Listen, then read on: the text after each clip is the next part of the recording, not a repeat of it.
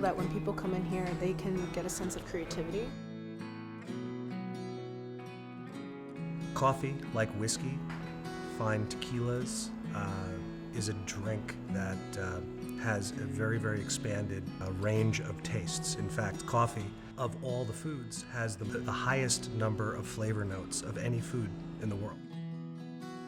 I think the reason why Cedar Beans is as creative and amazing as it is because it starts with the staff. We're a place where we actually know our people.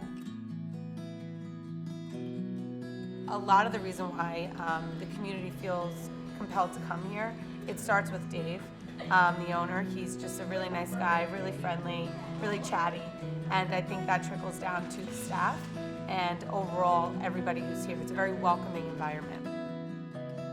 When people come in here, they have the space to have meetings, they have the space to have parties, they have the space to just themselves, to just be who they are. We're trying to bring a bit of Brooklyn into Cedar Grove.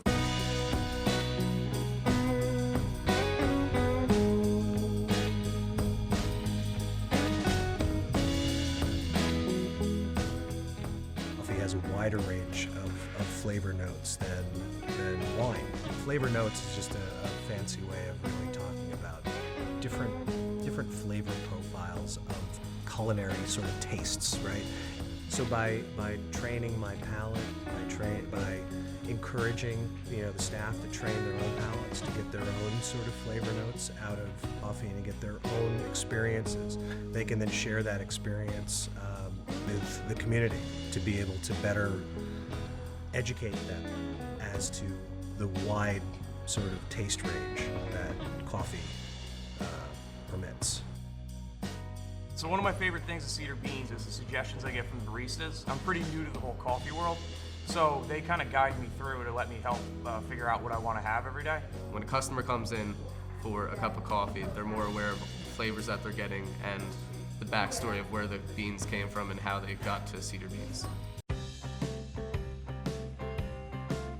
A person that used to drink, a cup of milk with a splash of coffee in it, and a lot of sugar. And I dialed back all of the sugar and all of the milk, and I just drink coffee black now to try to train the palate. So since working here, I feel like I've learned so much more about the different nuances and different flavor notes and tastes that can come from different sorts of beans and different roasts.